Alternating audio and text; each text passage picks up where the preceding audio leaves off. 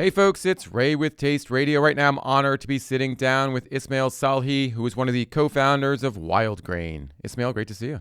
Thanks for having me. Yeah, thanks so much for coming out here. Not too far of a drive, considering that you're in Somerville, which is about 3-4 miles away from our office here in Newton, even though it would take you 25 minutes to half an hour to get over here. Yep, that's Boston. It is Boston for you. How long have you been in Somerville? We moved in here from Paris in 2015. That's not a typical move, I would think, for people who live in Paris. I personally would probably stay in Paris as long as I could, but what brought you here? It was interesting. Paris is a great city. I've been there for 10 years. And then we got funded here in Boston to start our previous business, my wife and I. And so they asked us to move to Boston, and we said yes. And we came in during the biggest snowstorm. Oh, right. Yeah, of Boston in the last, I think, 10 years. And it was insane. And I thought it was always like this in Boston. I was like, I can't live in a city like this. Yeah, the winter of 2015 was, for people who are from this area know what I'm talking about. Anytime I say winter of 2015, they realize it snowed every single week for a month, and every week we got a foot to 3 feet of snow dumped on us. The snowbanks were no joke, like 8 to 10 feet high. We received more snow in a 30-day period than Buffalo ever has. That's crazy. So, isn't it crazy? So, yeah. I'm glad you didn't regret your decision and like get on a plane and move right back to France. No, we couldn't anyway. It was like... Well, Somerville is a great city. I love Somerville. I feel like in a lot of ways it has some European sensibilities to it. A lot of small businesses, a lot of focus on local, and, appropriately enough, a lot of great bakeries. That's right. Yeah, a lot. There's Forge, a very good bakery. There's Vinyl. There's a bunch of very high quality sourdough, bread and pasta and pastries places in Somerville. And more seem to be popping up. It seems like there's been a renaissance for artisanal bakeries, at least in this area.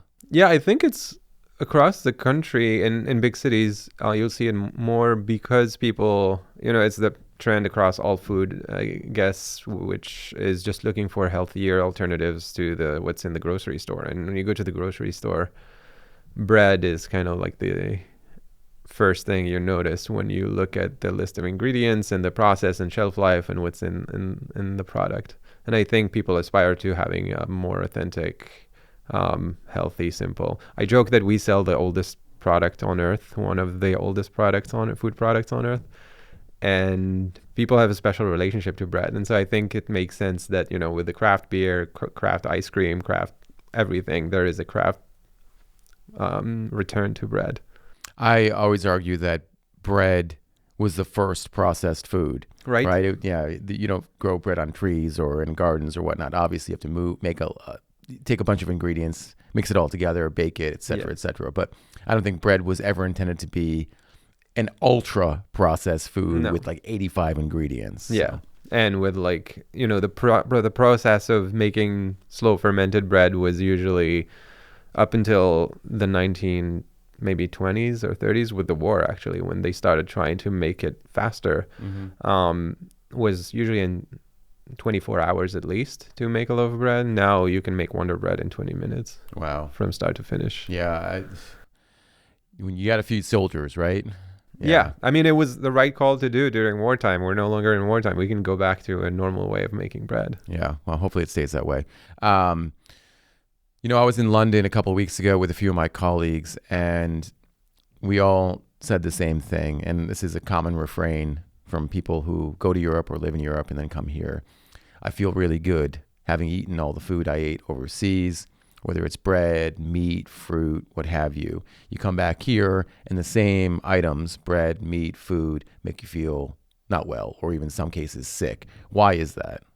I think the ingredients come to mind and the process. These are the two main differences between European, especially in cheese and bread, and there are significant differences in the industrialization of these food products. And the flour in Europe is notoriously different than the one you find in the US. Same with other ingredients, and I think that makes people feel the difference. There's also in bread, particularly, a difference in just culture. I think because I one of the reasons why we started Wildgrain is even though there are amazing bakeries in the U.S., bread is cold when you buy it from the bakery. In Europe, or at least in Paris, when you buy bread or a croissant, it's warm. It's just got out of the oven. And I think just the demand and the availability of it is so huge. And the culture is so surrounded around, waking up, grabbing a croissant and a coffee, that you need that. There's enough demand to make that infrastructure work and make fresh, warm carbs and breads and pastries out of these bakeries. And in the US, it's not the case. And so when you go to a bakery in Paris, the bread literally was sitting for 20 minutes, and so it's still warm and fresh, versus here, the bakers are doing exactly the same job, the same product, but the bread has been sitting for 2 hours. So when you taste it, it's not the same. And I really was frustrated by that. I was like, oh, there's a ton of good bakeries, but look, the croissant has been sitting there for like 3 hours. I don't want to eat that. I want to eat a fresh one. I never thought about that. I never thought about bread being cold when you buy it. We call it the delicious window. There is like a 30 to 40 minute delicious window for every baked good. That's where the taste just dips quite significantly after that. And think about the smell, everything kind of dips after 30 to 40 minutes when the bread is fully cold, or when the croissant is fully cold, and the butter is, the flavor is slightly deactivated. Everything kind of, the sugars, everything is dimmed down, and having it fresh off the oven is just this totally different experience. So what do they do when they don't sell bread that's been sitting out for 30 minutes? They toss it, or they don't toss it. It's just people take it. Like they run out. Like they manage their inventory. So, I mean, my bakery down my street, there's 4 of them, and they all, like, sometimes you go and you have to wait for the croissants to come out. That's how well they manage their inventory, and how many people also bought that stuff. And so I think, and in the rare cases where they leave croissants cold, they use them the day after, and they do almond croissants with them. So they cut them in half, put a little bit of cream, put a little bit of almonds, press them, and put them in the oven again. And in the morning you come in and you eat it, and it's delicious. It's more indulgent. It's even more indulgent, but it's delicious. You're making me very hungry on this Monday morning. I think you're right. I think, I've never really thought about it as much as you have, and we're frustrated by it. But I think Americans just take for granted that our bread is cold. However, whenever you walk into a kitchen where fresh bread is being baked, or any kind of baked good is being made, you're like, oh my gosh, it smells so good. And you get so enticed by it, and you get so excited by it. And everyone's just like, when is it going to be done? And I've made your croissants in my kitchen, and they're fabulous. And thanks. I made them in the morning, and now everyone was just like, we couldn't. The only problem was, you got to let them sit for a few minutes. Otherwise, you start tearing it apart. It's kind of still a little doughy. Yes. Yeah. Yeah. We tell people not to touch them, but they still want to eat them. And then they say, oh, it's a little bit doughy. I was like, did you let them sit for 10 minutes? Just 10 minutes. But you have to do it. If you don't do it, they come out a little bit. It's just it's as important as baking is to let the bread and the pastries sit. Yeah. But yeah, we know, we have kids too. And, they don't let them sit. Well, the thing is, you get rushed in the morning. So you're like, okay, well, I'm going to make some bread for myself, for my kids, or whomever. And you got 30 minutes to do it. And it takes, 15 minutes to bake the croissants. And then, you need 10 minutes to cool down. By that point, you're basically car keys are in hand. You're running out the door. And that's right. Yeah. I found the thing, which is, you wake up. I usually used to turn the coffee machine first and get the stuff ready. Now I go and turn the oven first. And we have a small toaster oven that's pretty decent, and I turn it on, it preheats while I'm getting the kids dressed and stuff, and then come back, put the croissants, and then the timing kind of works better that way. Or you make them the day before and you reheat them, but it's not as good as fresh. I imagine it's a dream to run a baking, it's not a baking company, it's a baked goods company, and we'll talk a bit more about your business model. But getting here and talking to me right now in 2024, if you said I was going to be in this business 10 years ago, I think you'd think I was crazy, right? I mean, it's funny you say that, because I used to have this crazy startup ideas, and one of the ideas I had that I never executed on was to open back when I was in Paris, to open a bread store that does breads of the world.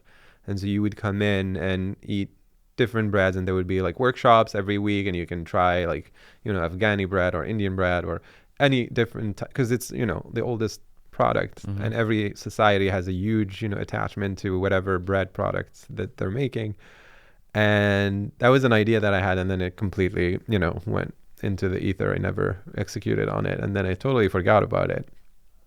And then I went to do a tech business, and then after that, my wife and I came back to this. And so, yeah, to answer your question, it didn't come totally out of nowhere. And my wife is a baker, not professionally, and I'm the cook in the household, and so we're very much into food, and we use our investor. One of the decisions that made them invest in the company is they saw that we had a food Instagram that nobody followed, but we were just posting in it consistently and taking good pictures and of all the bakes and all the food we were doing, and we were doing it for ourselves, not for anybody.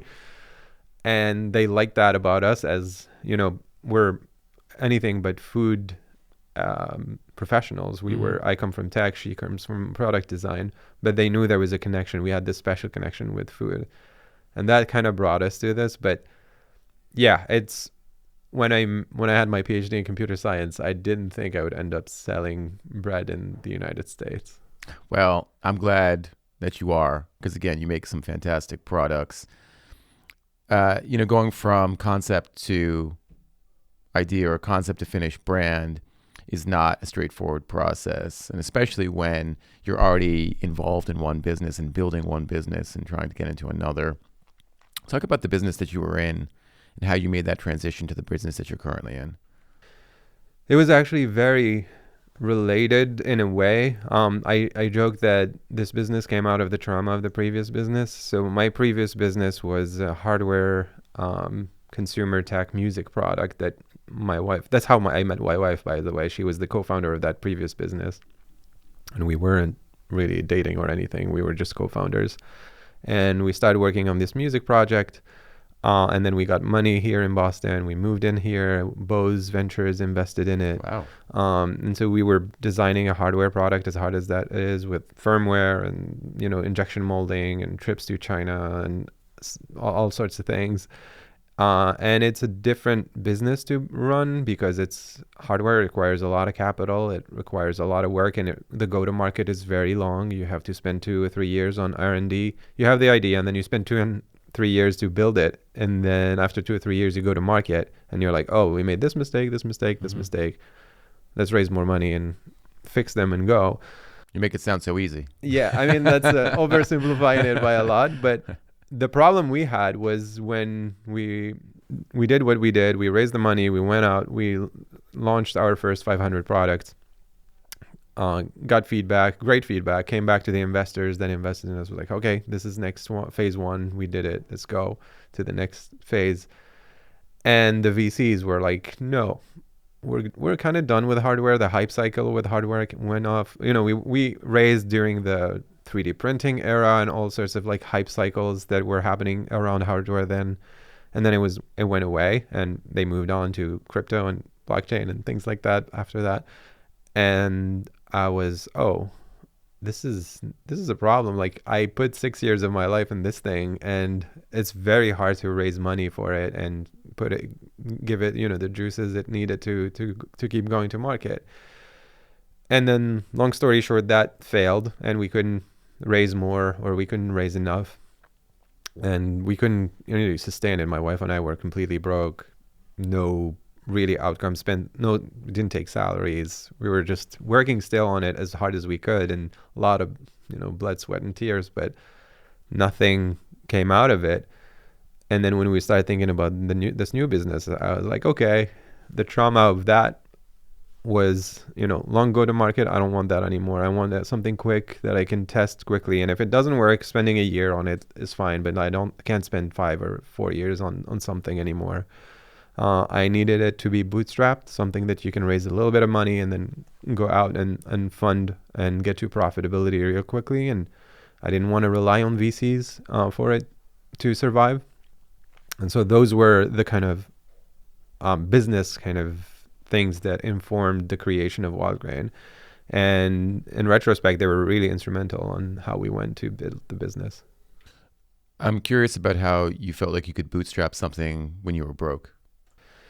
Well, we needed some infusion of cash, and first we thought naively that we can bootstrap it with just, friends and family, get 10 grand here, 10 grand here, and then go and do some Facebook ads. But then to their credit, the investors who invested in my previous business, Axel, their partner, called me and said, hey, in his office, and they said, what are you doing next? I know this is not going well. It's not for the lack of trying, but what are you doing next? We'd like to be involved if you do anything. And I told him about this bread business that I'm thinking of. And I thought he would laugh me off and say, oh, that's cute. Thank you. And he was like, no, pitch us when you're ready.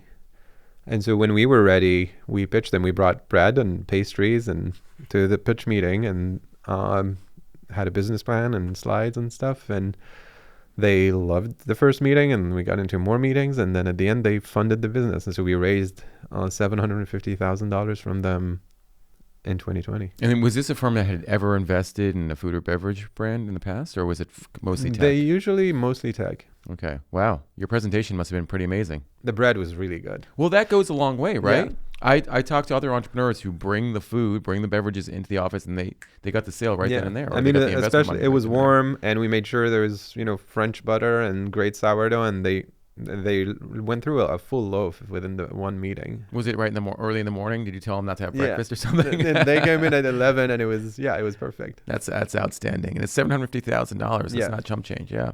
At the time, were you focused on a subscription model, or was this okay? So, because we had chatted before we hopped on the mics, and you said originally this was a plan to be a vertically integrated bakery, but that's right. You can only make so many croissants if you're having for a national brand. Yeah, it was always a subscription model. One of my mentors is Mike Salguero, who is the CEO of ButcherBox. Yep, and also a Boston-based company. Yes, yeah, and he bootstrapped ButcherBox from zero to I think 500 million at peak or 600 million at peak COVID without any external capital. And I was always in admiration of how he did it.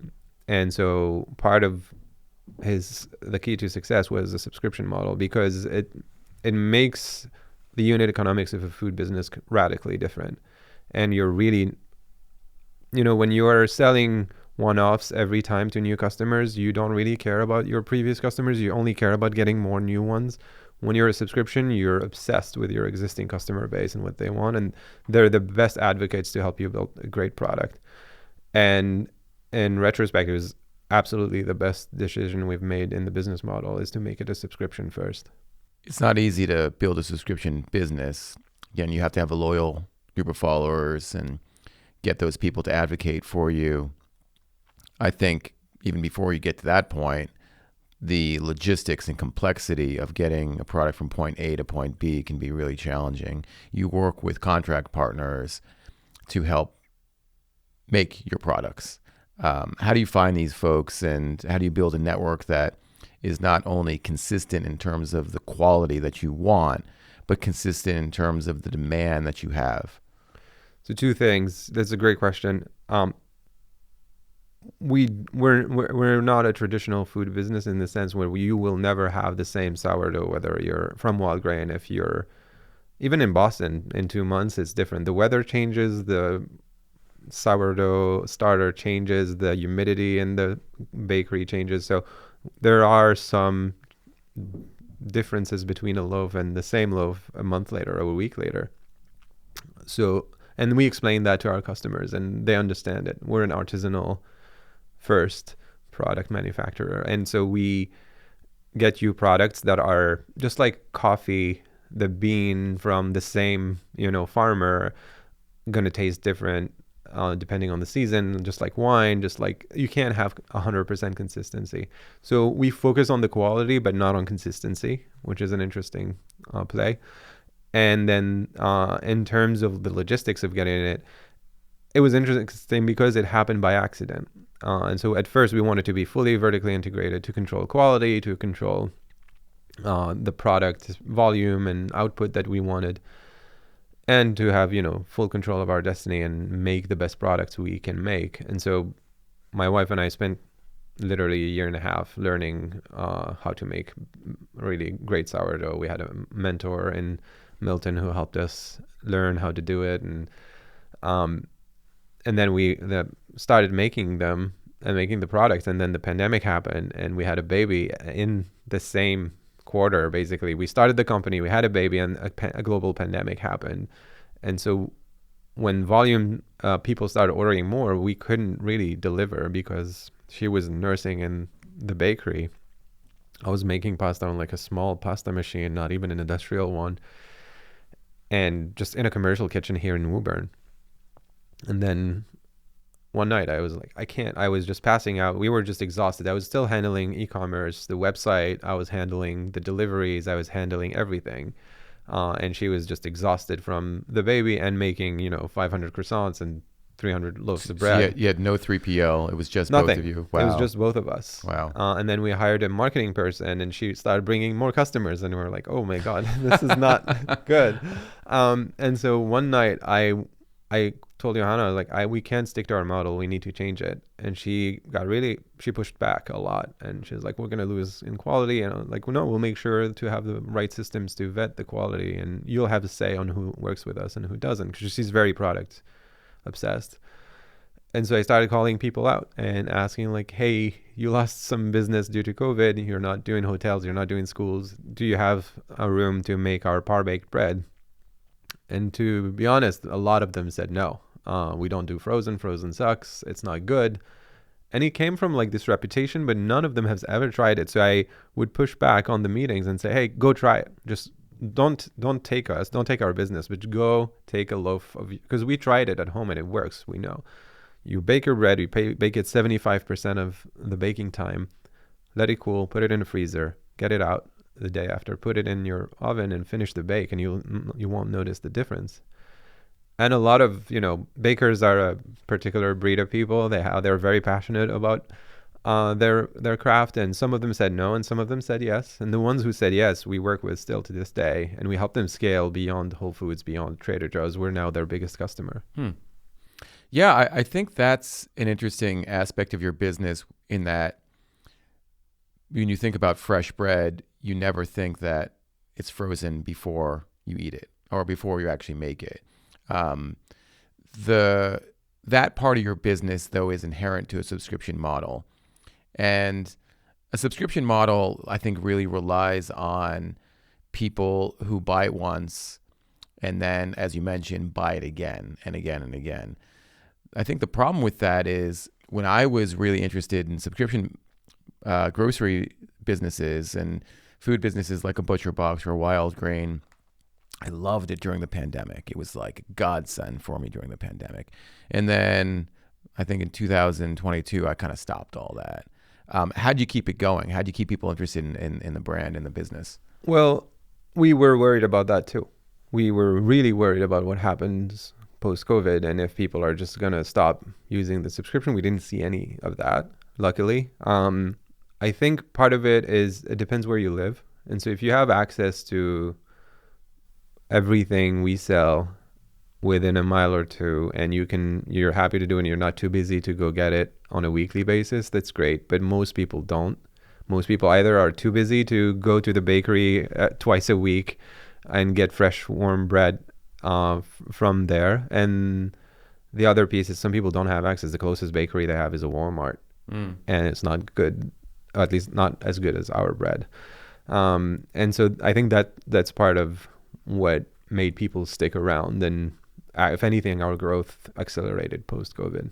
Yeah, I guess I live in a bit of a bubble where I can go to a bakery down the street, and it's typically quality, but some bakeries are better than others. Yes. I just want to go back for a sec to the outset of the business, when everything was chaotic and hectic, and you're wondering how you're going to fill orders, and apparently acquiring new customers wasn't too difficult, but that could have been a very dangerous time for you, in that, let's say the quality suffers, or you didn't get product to a customer in time, or for some reason, the freezer packets were missing, or the product melted, or was room temperature when it got to the customer.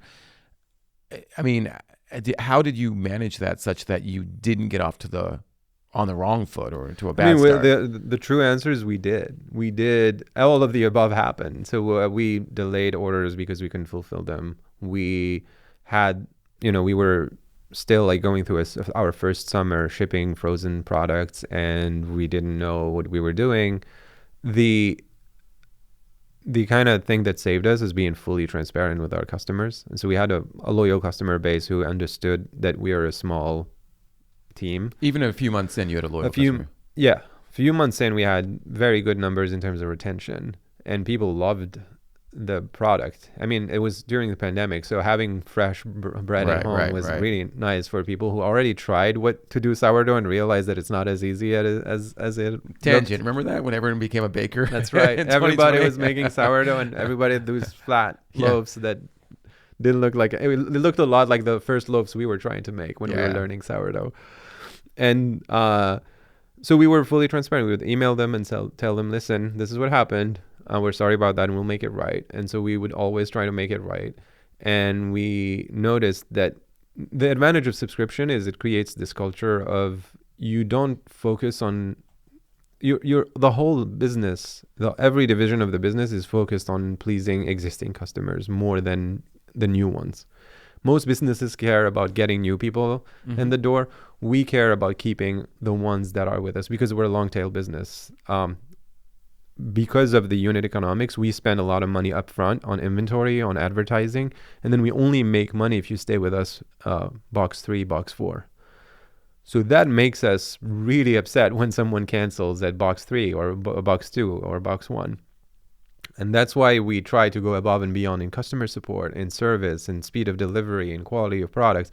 And so it creates this incentive structure within every department of the business to just overperform and keep the existing customers happy. And anytime I talk to a food entrepreneur, I ask, can you make this a subscription first? Because it will change your mentality on how you're treating your customers. It's like Amazon. And when you go to Amazon, you're never afraid of like buying something and not having Amazon not make it right to you, even if there was a hiccup. And that's kind of where our motto is whatever, the customer is always right, but beyond that, just we have these recently implemented these systems of special moments. If someone, I tell my team, imagine you're at a front desk of a bakery or at the front of a bakery counter, and someone is talking to you. You can't talk to them as a chatbot. They are in front of you. They brought you a loaf of bread and they said this didn't bake well. What do? You pay it back. You say, I'm sorry.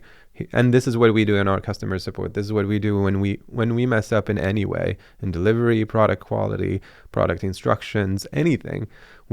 My wife reads every reviews to this day, and we have more than 30,000 of them. Wow. So we're obsessed with customers, and I think that comes from being a subscription. I think it goes beyond subscription. I think it goes to any consumer brand or product.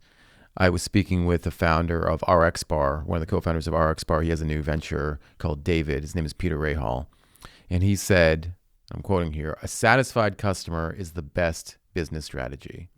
Yeah. And I think it's so true, because that customer is going to want to tell other people about your brand, going to advocate on your behalf, and you don't have to spend a dime doing it. That's exactly what we tell everyone at the team knows this. And I recently read Unreasonable Hospitality about, even in hospitality, this is how you maintain customers, not by serving them the best food, or it's just by making it a memorable night when they come to a restaurant. We think about that the same way for us. Whenever they open that box and they start eating, we want it to be as memorable for them and their family as possible.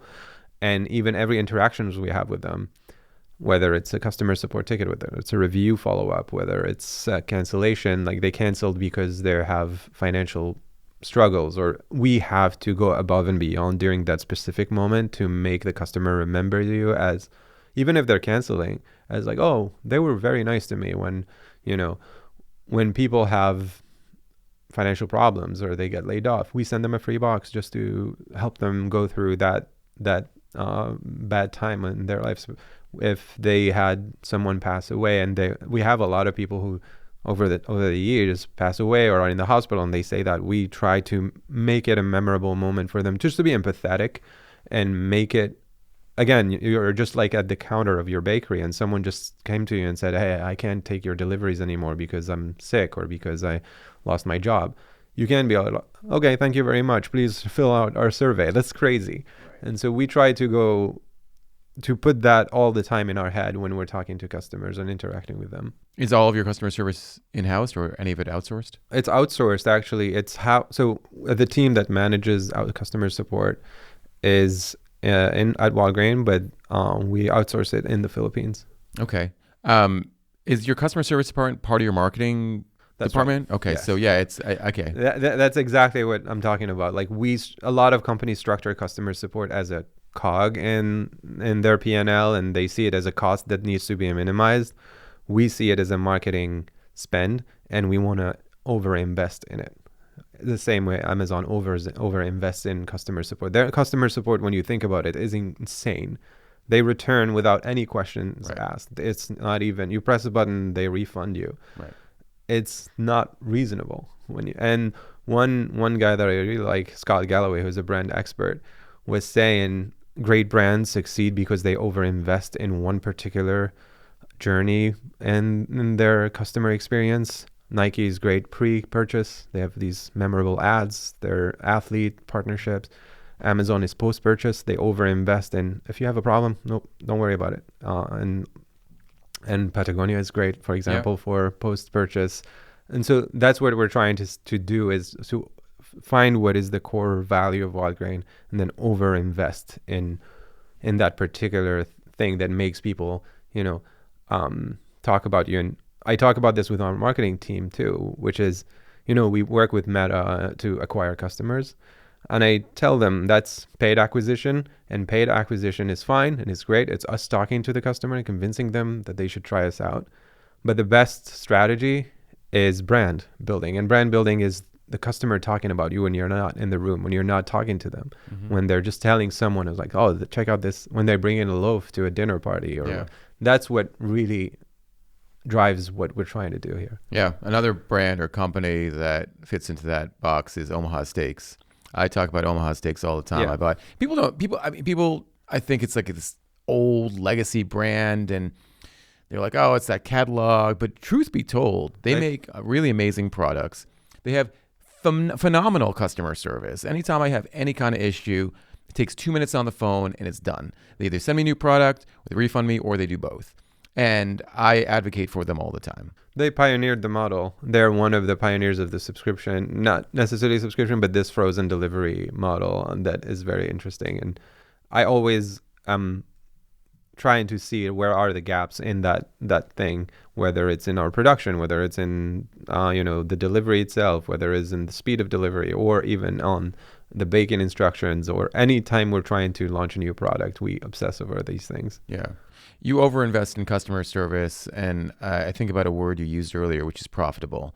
I think customer service sometimes gets cut because you're focused on saving money elsewhere, or you're focused on saving money in that, or you don't really think you need to spend as much money on that particular part of your business. Or, there might be another part of your business where you're like, oh, well, we need to cut this to get to profitability. But, being focused on profitability from the get-go, I think probably helps you get to the point which you're at right now. That's absolutely right. And I tie it up again to the subscription model, because when you are a subscription model, you're looking at some metrics that you don't look at when you're not. And so we look at churn rate, how many customers cancel every month, and you try to minimize that number. And then you see it mathematically, like magic. You invest on customer support, you hire 10 more agents, and then that churn number drops because you reduce the time to respond to a ticket. You hired maybe an expert to talk about nutrition and answer all sorts of questions that people have. And then you're like, oh, it's not like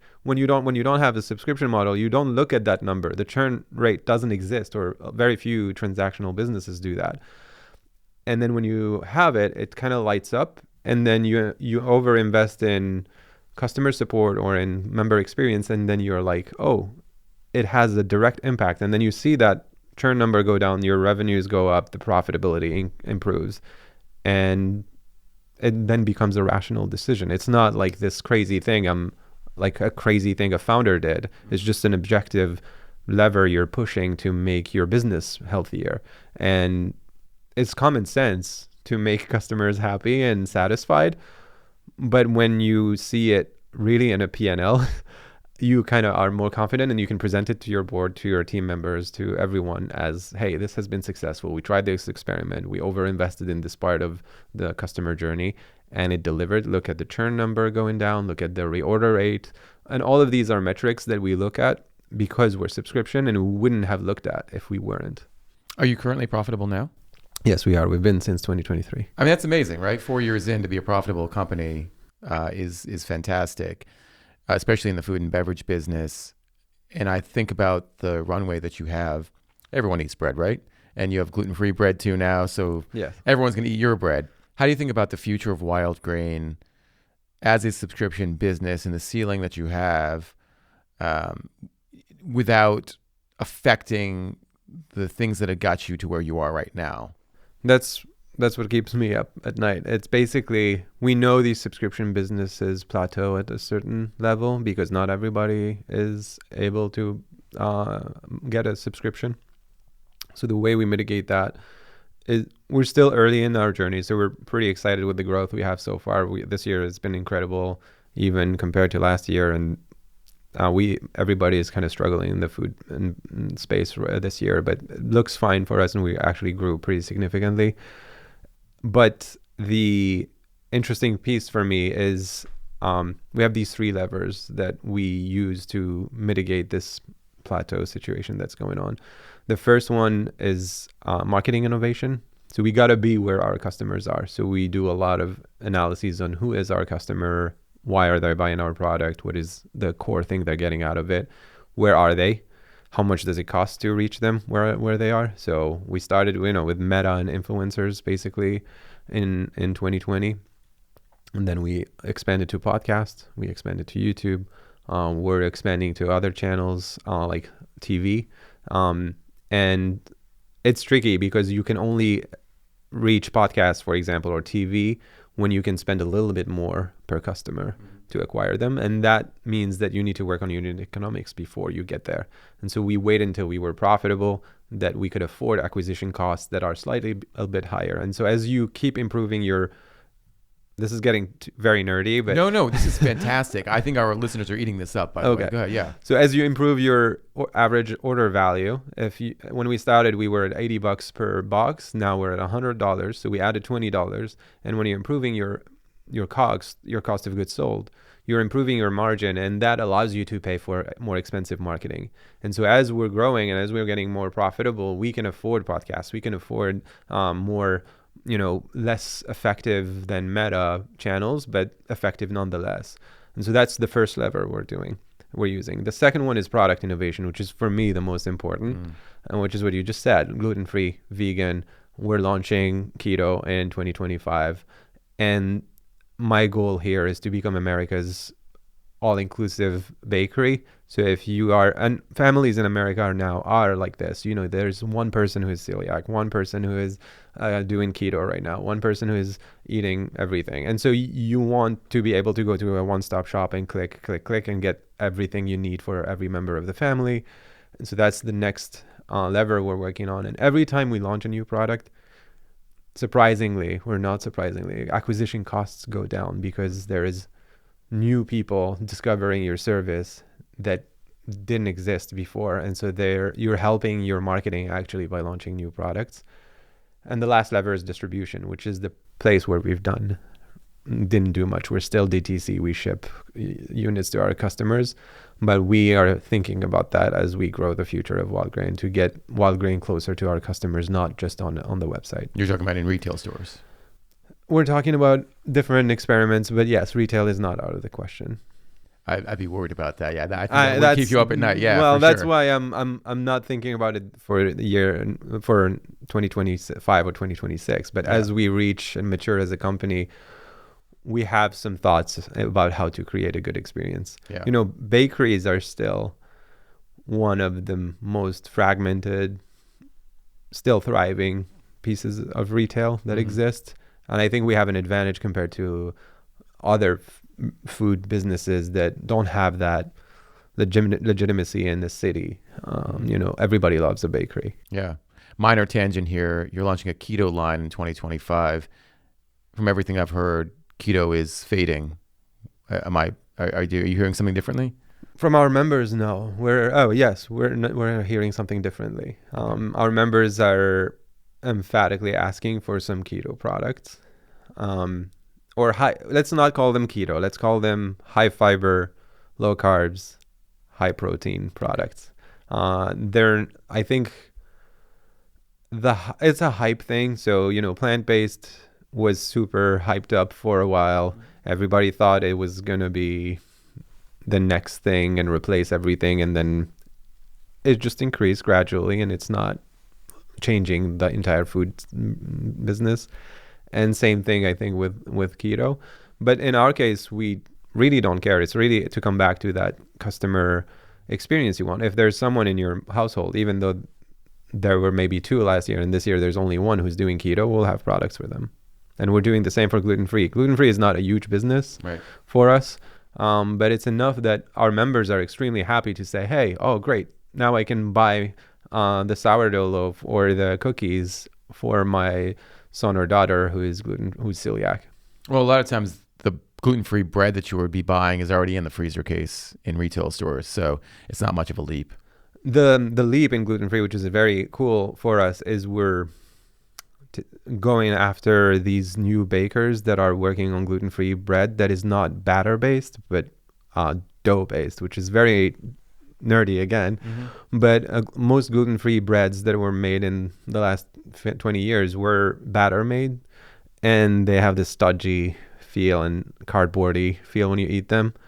We did blind tests with our sourdough loaf and our country loaf. People didn't realize it was gluten-free. Wow. And this was from a lot of people who know bread, Europeans, and we served them sourdough warm gluten-free bread, and they're like, oh, this is great. And I'm like, yeah, that's gluten-free. And they were mind blown because they're using these wet doughs that are different from the batter that used to be done in the past. So there's a new innovation happening in the gluten-free bread. Yeah. I mean, that's true innovation, right? Yeah. Is when you can actually make something taste better without doing or introducing an artificial ingredient or a process that makes it even more, I guess, processed. Yeah. Ismail, when you started out, it was just a 2-person business. How many people work for the company now? 10. We're about 10 people. And are you all based in Boston, or? We're mostly based in Boston, but we have some remote people in all over the place. I don't know what your revenue is, and I'm not asking what your revenue is, but I imagine that's a pretty lean team for where you're at right now. Yeah. When we tell people how much revenue, I mean, it's public information. Last year we did $30 million in revenue. This year we had a lot of growth on that. So when we tell people we're that size and we're 10 people, their eyes can't believe it. And it's a part of the culture that we've built, which is profitability first. We don't care. We don't celebrate anything except we will. And we should have celebrated more when we became profitable, but I was afraid it will flip back into non-profitability. But I was obsessed with it because I guess we had kids, and during my 20s and early 30s, I was just, playing startup kind of, and I didn't know at the time, but I was kind of drinking the Kool-Aid and reading the blogs, and VC is how it should be, and this is how you need to do it. And then when you have kids and you're like, oh, I can't be broke again. This can't happen. And so I wanted a profitable company so we can have full control on the destiny of my family, but also the employees we have. I didn't want to have to tell them, hey, we ran out of money, goodbye. And so we were obsessed with it in our hiring, in our processes, in our conversations with suppliers. Everybody knew that, and we would just translate that in every decision we were making. Well, I recently spoke with an entrepreneur. His name is Charles Korstein. He's the CEO of Lesser Evil, a maker of popcorn. And he really advocated for not overhiring. He said CPG companies overhire all the time. 100%. Yeah. How did you mold your perspective on that? Yeah, this is exactly how I got advice from Mike Salguero, actually, who said, don't hire until it's painful. Yeah, And exactly. that's what Yeah. I say what we did. It was really painful. And we have this rule of three now before hiring is, can you automate it? I'm a tech guy, and so I automate a lot of processes by software. And so I joke that I work for everybody. I work for marketing. I work for customer support. I work for operations. They come to me and say, we're spending 6 hours a week doing this task. Can you automate it? And I'm like, okay, I'll look at it. If I can, I will write code that will automate that task and help them get better at it if I can.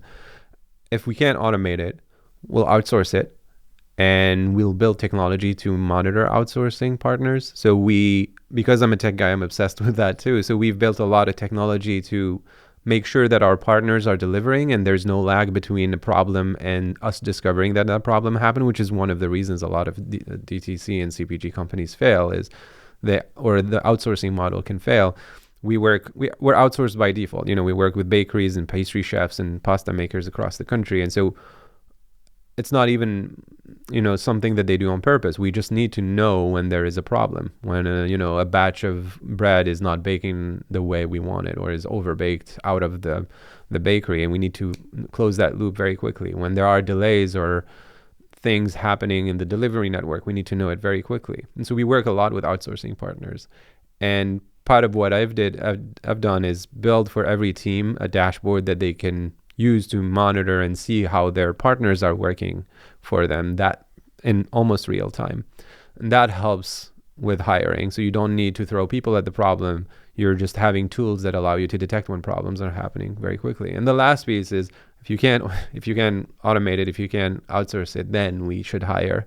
And when we hire, we have this culture of, it was very common in 2020 and this was all the advice I was getting was, oh yeah, you're doing well, just raise another round and hire these guys from, the major DTC players who are out there, and go spend $300,000 on a procurement person because they've worked at this fancy DTC companies. And our strategy was, no, we can't do that because we can't afford it. And that's not the culture we want. We want to bring in people who are driven, who don't cost $300,000, but have aspirations to become and work hard to get to a better place in their career, and we'll support them in learning because we learned on the job. We're not food professionals. I come from tech, and Johanna came from product design, and we learned on the job by just working hard and being obsessed with it. And I think that prevented us from overhiring and going through the common pitfalls of, I think, most early small, because that's what I used to say. People call us a brand, and I'm like, we're not a brand, we're a bakery. Like, you don't call two bakeries that open in your neighborhood a brand. Right. You, when they have maybe 50 or they become a chain, then you start thinking about a brand. But I was always against, people who come in and say, oh yeah, overhire, because you're a brand, you have to act like a brand. I've seen these examples of, Coca-Cola and all these companies. When they started, they were actually very scrappy and very stingy until they became what they are. And then now they obviously hire these fancy agencies, and their website looks sleek, and they hire athletes for ads. And Athletic Greens is a great example of that. Like, you look at AG1 when they started, it was very, very scrappy. And now you go to their website and it looks like a Nike. Yeah. And they partner with Starbucks, and they have these Yes. incredible revenue numbers. And it's a really remarkable brand, company, whatever you want to call it. Now they are a brand. Yeah. Just going back to the question of, or what you mentioned, we didn't hire until it was really, really painful. What was that position for? The first one was an ops person. So we were three, just me, Johanna, and Ali, our VP of marketing. Or she was just the marketing person. She didn't have no title then. And then I was packing boxes every day, and I couldn't just do it all. As I was packing boxes, packaging bread with a friend of mine at that Woburn kitchen. And then I knew a guy that I saw work at a startup before, and he used to have two jobs and work very hard. His name is Brendan. He's now our VP of operations. And I went to him, and I knew how hard he was working and how good of a work ethic he had. He had never worked in food. And I was like, can you come and help me fix all the problems we have? and he came in, and that was us for 3 years, I think. Wow. Just the four of us. You know, Ismail, I got to be honest. I didn't really know what we were going to get in this interview because it's a little bit of a different tack for us in that, as you mentioned, you're not a brand, you're a bakery.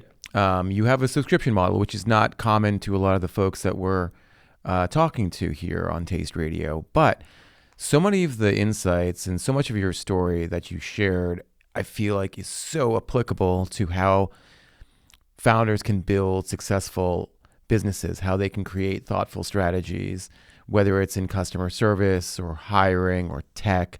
And I really, really appreciate you coming out here to share this with us. It's been fabulous. I really thank you so much. Thank you for having me. I really appreciated the conversation.